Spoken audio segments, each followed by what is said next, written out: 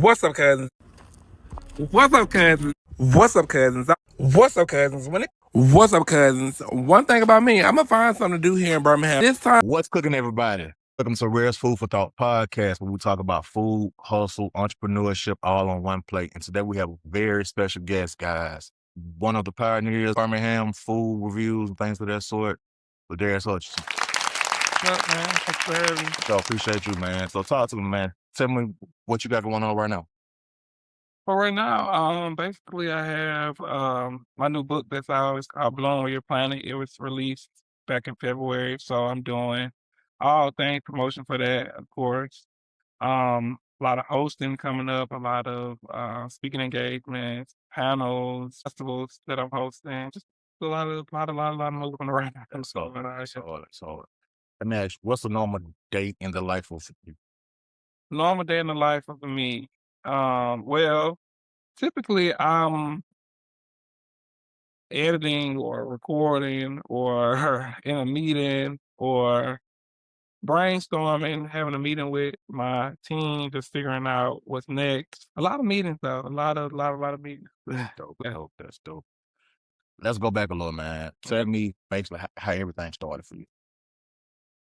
Well, if you want the real story, Yeah, well, so back in like 2015, I was doing YouTube, okay. or at least I was attempting to do YouTube. And I was trying to figure out like what I want to do on YouTube. So I was doing workouts, I was doing meal preps, I was doing vlogging where I was going on different trips. I went to New York, LA, all these different places, and I was recording it or whatever. But YouTube is just a different type of algorithm. Mm-hmm. Like it's a hard one to crack, and you got to really understand YouTube and what the people want in that moment. And so I couldn't figure it out. So I was like, you know what? I'm gonna step back. Fast forward, I started a graphic design bit. Word.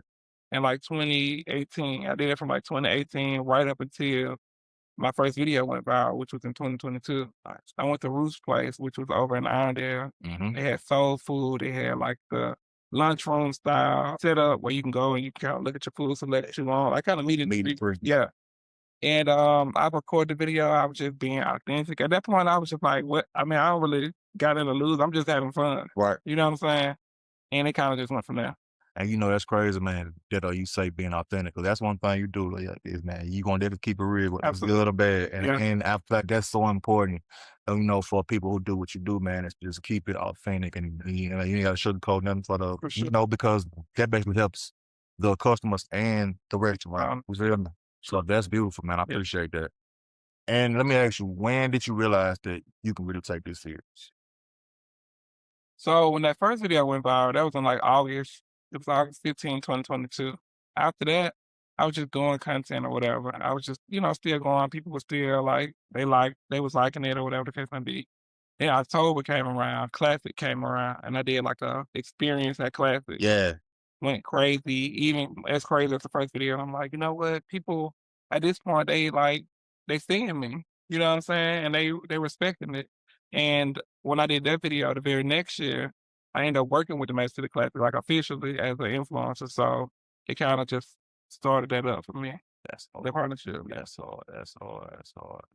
Let me ask you, just kind of staying in that content bag. What makes content go for you as far as like what makes it hit, and how do you know what will hit and what will not hit?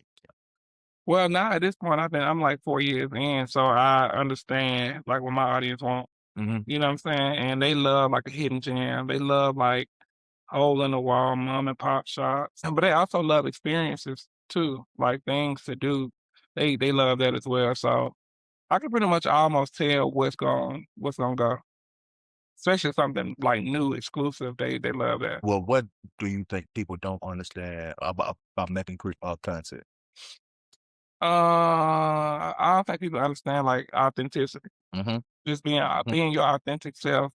What I've learned from a lot of influencers and people that are in this, they think that they have to be a certain type of way, and then down the line they try to be who they truly are, and then they lose themselves. They lose their audience, basically, because they're like, "Who is this?"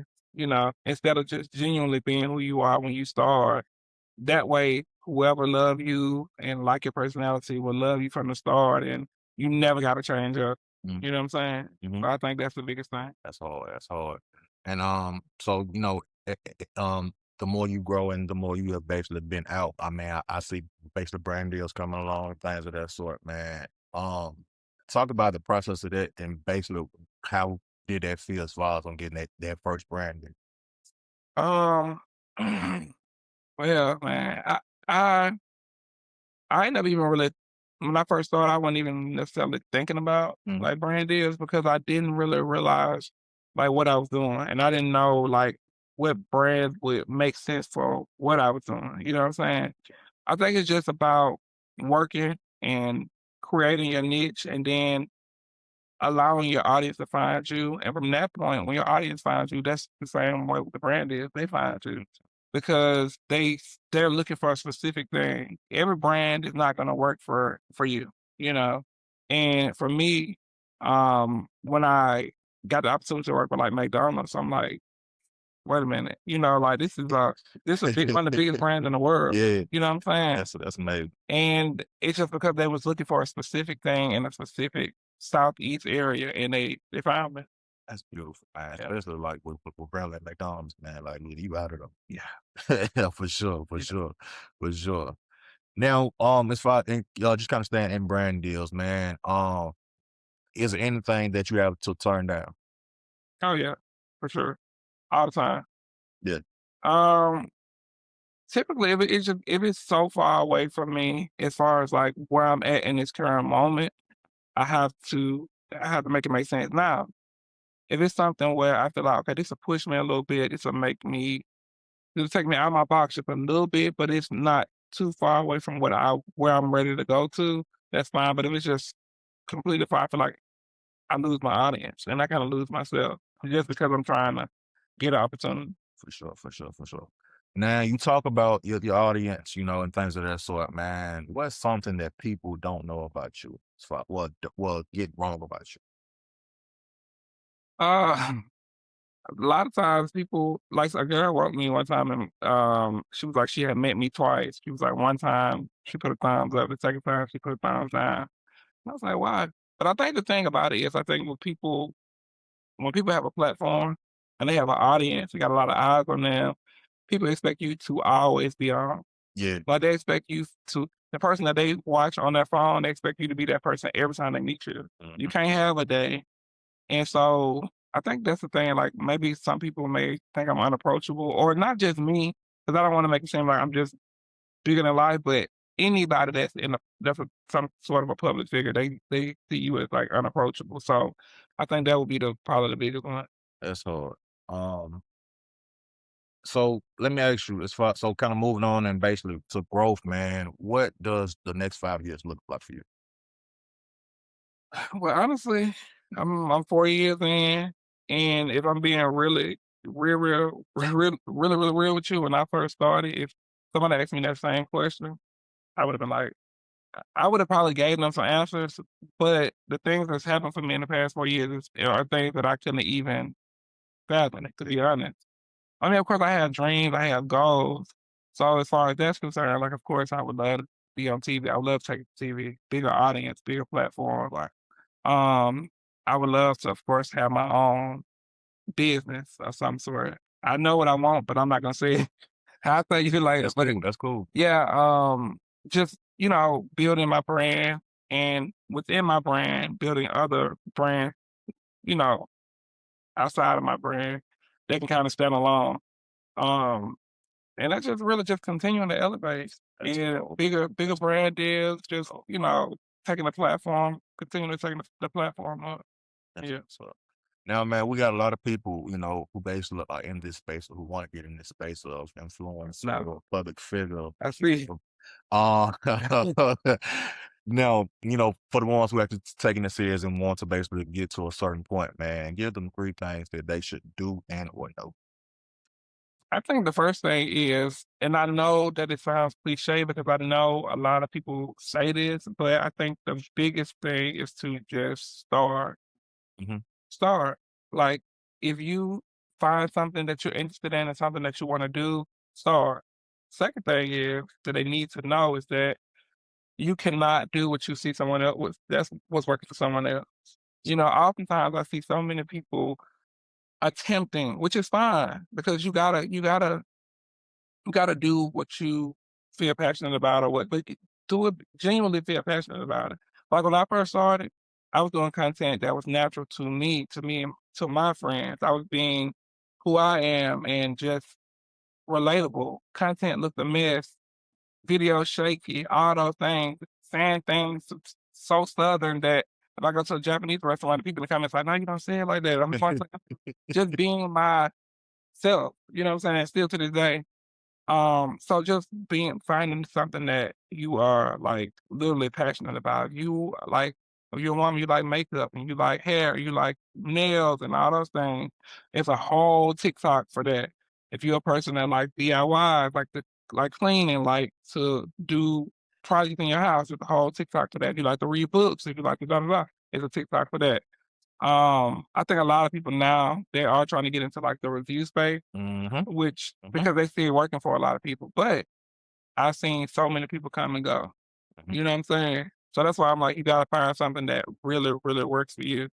And then the third thing would be just, not quitting, because I think a lot of people get because with me, when I started, I didn't even care. Like my goal was not to be an influencer. I wasn't even thinking about that at that time. So me getting 40 views, 30 views did not bother me at all because I'm like, I'm just doing it because I want to do it. Right. And then the very first video took off, and I'm like, what? Like, what's going on? You know what I'm saying? And that's because of me just doing something out of passion. So do it because you're passionate and don't quit. Yeah, That's what's up. I appreciate that, man. yeah. Kinda rewinding a little bit back to what you just said about calling it quits. Has things ever got so hectic or just to be too much to where you was like, "Man, I don't know if I can keep going like this or even stay in this space?" Nah. I'm quit. Like, and I'm not like easily swayed. Like, if it's something that I want and I want to do, I'm gonna do it. Like, of course, with being an influencer, being a public figure, it's gonna be opposition. Mhm, That's just a part of it. mhm, You know what I'm saying? And I feel like I was built for that. Like, I literally always had opposition, not just from social media, not necessarily in school, because I've always been a well received person, mhm. but just throughout my life. You know what I'm saying? I talk about it in my book, from family to friends or whatever the case may be. I've had to deal with different things throughout my life, even with education. Like I up until the point when I became an influencer, I was literally working on my doctorate. When my first video went viral, I was exclusive working on my doctorate. Yeah, so but working on my doctorate, like when I first got into the program of working on my doctorate, I had got denied from like 3 schools. So I've taken those. I've taken what a lot of people consider L's, but I don't. I consider them lessons. You know what I'm saying? And I've dealt with a lot of uh, false promises and, just ridicule throughout my whole life. So stuff like that don't get me. Like if anything, it fueled me. And it's like, okay, I got something for you. There you go. You know what I'm saying? There you Yeah. go. Just wait 1 second. I got you. That's Yeah. what's up. Kinda diving back into, education, man. You were just saying that you went and I got your, doctorate. What even made you wanna basically do education pairs, to normally Yeah. high school or college? And what did you, study? Well, I didn't finish. I'm currently still a doctoral candidate because I didn't. It's on pause. Okay. It's been on pause for a couple years now. But honestly, like my whole life, I always been heavy in academics. Like from the time I was young, like I literally can think back to like second grade when my mom and my dad came to like this program they had for students who making all A's. I was in the National Honor Society Beta Club. I won Student of the Year in 6th grade. I was the class representative in 8th grade. I was on the debate team in 8th grade, newspaper staff in high school, SGA. Like, I was a student senator in college. So I've always just been a part of something, active in something, doing something. Like, elementary school, when the math derby, spelling bees. And that's why I say, like, this, being an influencer, is great. I love it. But it ain't my first time, like, winning. Yeah. You know what I'm saying? Or Yeah. having, like, being known for something. I've always been known for being something, and that's why I'm like, I'm okay with taking losses because I took losses before, like all greats do. You know what I'm saying? Like, Mm, but anyway, so my mindset has always been academics, academics, academics. You got some people that grow up, mindset is sports, sports, sports. I got used to my family. That's how they were. That's how they was raised up. But me, my dad and them, they tried the sports thing with me, but I don't feel mad. But they knew and recognized that I was smart and that I could, get my work or whatever. So that was just my mindset. I'm like, okay, I got to keep going. So when I graduated high school, went to college first. One of my mom's dad's kids to go to college, not just go to college, but to graduate college. And one of my grandma's like first grandkids to even graduate high school. You know what I'm saying? So at that point, I'm filled up, and I'm like, I know I can do this. So graduated college 2014. I graduated high school 2010. Graduated college 2014. Worked for a few years. Went back and got my master's. Started in 2017. Graduated in 2019 with that. Took a couple years off. 2021, got accepted to University of West Alabama for my doctorate in business. So it's a DBA. Yeah. Oh, but I'm sorry, you asked what I studied. So undergrad, I studied business with a concentration in human resource management. My master's in emergency management, and then the doctorate at DBA. That's what's up. That's what's up. So basically, being in the space that you were in, as far as on an influencer and things of that sort, man, what are some of the pros and cons of doing what you do? Well, it's a lot of pros. If I'm being quite honest, pros are now for me. I consider myself like a community builder. Like I'm able to go into these schools. I'm able to talk to these kids, be a part of panels, be a part of like community work, which I never. That's another thing. Like I never could have saw that. Mhm. You know what I'm saying? Like I'm literally at events with city council people, and I'm like, well, how did I get here? You know what I'm saying? And so now I got a responsibility. So that's a big pro for me. And then of course you get the accolades, you get the money, you get the opportunities, you get a lot of free stuff, free stuff. Um, but I think the con is just dealing with people can get weird. You know what I'm saying? Like that's probably the biggest con for me because I can deal with, like I told you, I can deal what people say and talk about social media and stuff. I don't even care about that at all. Yeah. That don't phase me not one bit. But it's just people can get weird, like as far as like wanting to be around you for the wrong reasons, you know, opportunists, and but I can read that. I can read it from a mile. I can read that from a mile away, Mhm. and you out of there. Mhm. Yeah. That's what's up. That's what's up. So, coming back into the food, man. What spot shocked you as far as how good it was or how not so good? Oh, let me see how good it was. Um, mm, that's a hard question. Yeah. But I'm trying to think like how good it was. It'd probably be easier for me to say how good it was not Okay. versus how good it was. Okay. I don't want to. Let me see. We can bleep it out if I need to. I'm trying to think. I'm trying to think. Uh, I'm gonna have to think about that one for real We'll, because we'll come around. I'd have been to. It was actually this place. I will say it. It was a place in Hoover called Dale. Dale. They sell like soul food. And a lot of people was about them? Mhm. Well, a lot of people was telling me about them, and I tried them out, and it just was maybe I gotta go back again. This was maybe like when I first started, maybe like a few years ago, but it was just it was not a good experience, and I didn't at that time. Now, mostly like 95% of the time, people are inviting me to come. Mhm. So I get a lot of invites to come try to play, but then I was just going out, so I was going on my own, Mhm. you know, and I was just like, all right. And I ain't been back since, so Yeah. That's yeah. so. Um, have you ever helped a business basically build a certain clientele that was basically beyond their Yeah, expectations? absolutely. Yeah, that happened recently. I mean, it happened all the time, of course, Mhm. but, it really happened recently to the point where the owner was calling me. She was, like, almost in tears. She was like, "You don't even understand." Called Taste It in, Eastlake. Yeah, me and my wife Yeah, were just talking about going yeah. recently. Yeah. She was like, "Oh my god." She said, we had to turn the people away." She Yeah. said the line was crazy, the phone would ring and people was coming in there. She literally she texted me and was like, "Hey, can I call you?" I say, "Yeah." And she called me. She was like, "Oh my God." She was like, "God is gonna bless you in ways that you don't even understand. Like this is just the beginning for you. You got so much more on the way for you." Like she was so grateful. So yeah. Yeah, that's beautiful. And what's that feeling like as far as once that hits and it just basically goes beyond expectations, or basically is every review with that same expectation? You know what? Sometimes the way I look at reviews is I look at some of them as like reminders because it's a lot of businesses that I work with that's been around and been established for a long time. So it's like a kind of like almost like a thing like McDonald's does. Of course, McDonald's don't have to advertise, but they like, hey, we still here. Hey, we got this new item.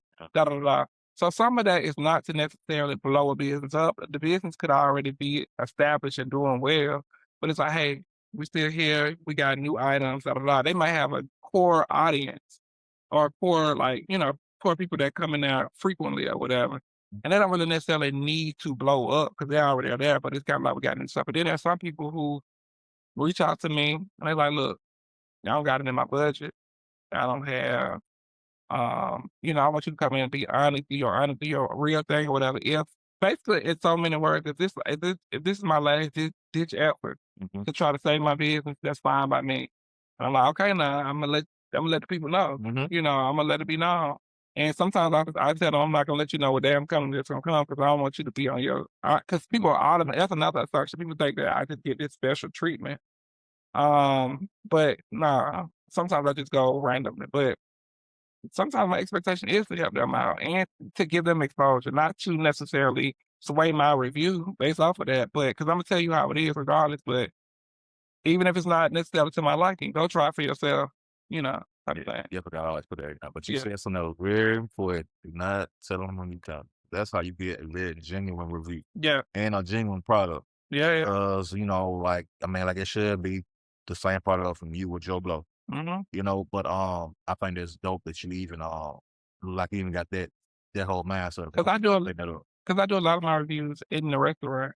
So to me, I just feel like sometimes like I'm come next week, and that's just kind of what I say and leave it at that. Mhm. And it's just, Yeah.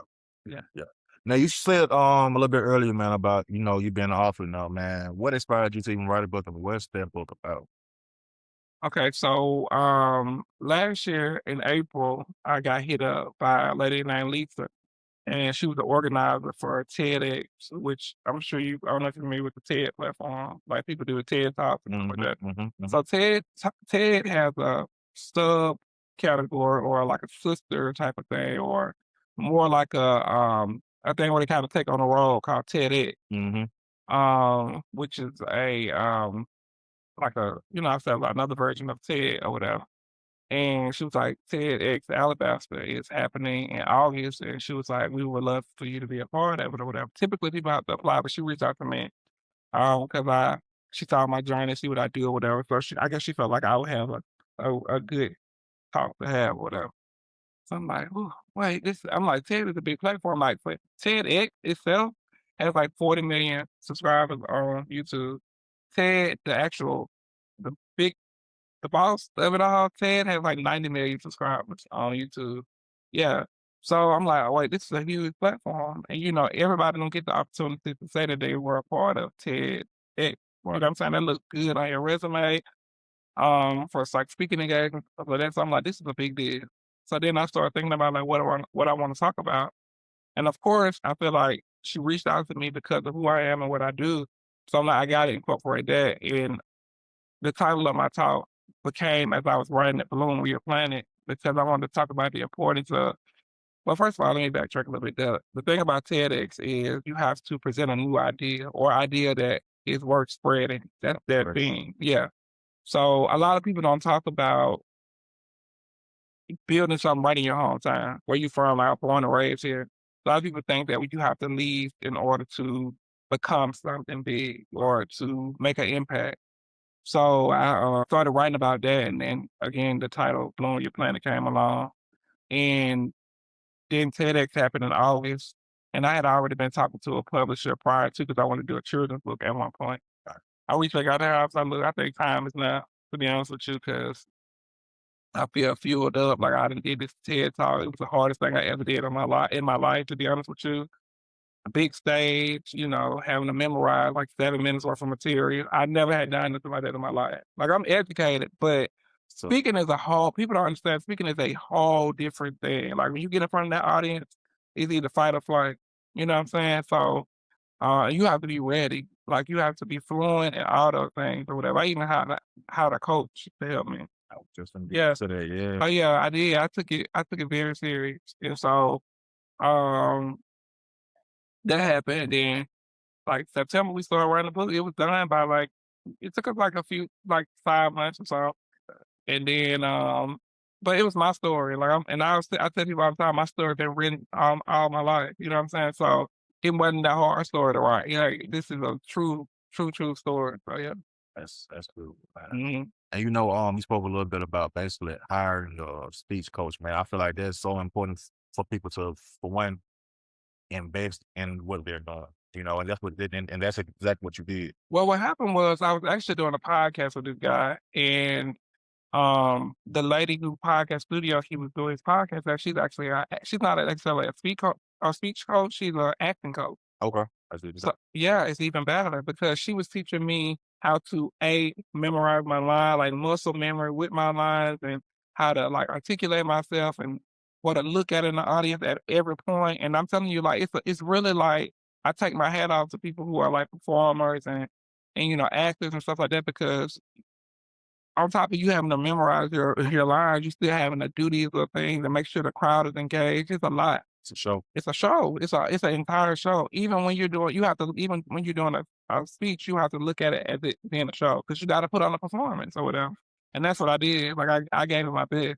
Like I'm like I can't have stuff because honestly I'm the underdog in this because most of the people, it was like 12 of us. All the other people they speak all the time. They literally speak around the world. They this is what they do. Mm. So I'm like, I gotta get in my bag for real. So shout out to Miss Colette because she really helped me. Appreciate it. Before we get back into the interview, I want to give a quick shout out to our friends over at PC Media Techs. If you're a restaurant owner still dealing with the headache of reprinting menus and constant price changes across multiple platforms, then you need to talk to them. PC Media Techs are the local restaurant and design experts, specializing in stunning digital menus, high-impact promotional designs, POS updates, to-go menus, and online ordering that actually helps you sell more. Whether it's a sleek digital design for your dining room, time-saving menu updates, QR code tracking, promotional strategies that increases ROI, brochures for your to-go bags, they got you covered from their office to your stores. Give them a call or text 205-827-3283 or visit pcmediatex.com/go digital. And for a limited time, take off 20% when you use the code Food for Thought. Spell it out, guys. Food, the number 4, thought.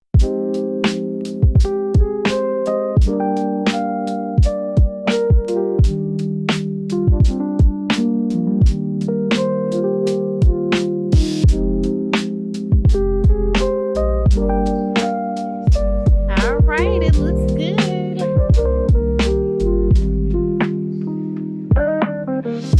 Everybody come ready to ask us who did the All right, so man, I'm gonna get into this last game called basically this or that. So basically, I'm at you 2 different questions, and you tell me this or that. Okay. All right. Time or money, Time, love or respect, respect, success or happiness, happy. sweet or savory, Today, save legacy or luxury, legacy, loyalty or honesty, loyalty, fame or free, freedom. text or call. Depending on who you are and what it's about, go ahead and text me. Especially if you're unknown, if you're a number I don't know, text me first. So drums or flats. I don't really care about that. Like people be tripping. Give me as a matter of fact, give me a drum. 'Cause I don't got time. A wing is too much. My flat is too much work. Yo, If I'm being honest, yeah, give me a drum. appreciate it, man. So look, tell the people where can they find you and find the book also. The book is on Amazon. It's gonna be on also soon on Barnes& Noble, Books A Million. But yeah, it's on Amazon. That's the quickest way to get it. Get it in like 2 days. It got Prime. Um, And you can find me on social media at LHud underscore on Instagram, LHud underscore on TikTok, LaDarrius Hutcherson on Facebook. Um, I have a merch site, what'supcousins.com, working on a official site, so it'll merge that one together. So I got a lot of things like in the works coming up, going on. So just follow me on social media and be on the lookout for it. That's what's up. Yeah. Appreciate it. I appreciate your time today. I appreciate And guys, that's another episode of Rell's Food for Thought.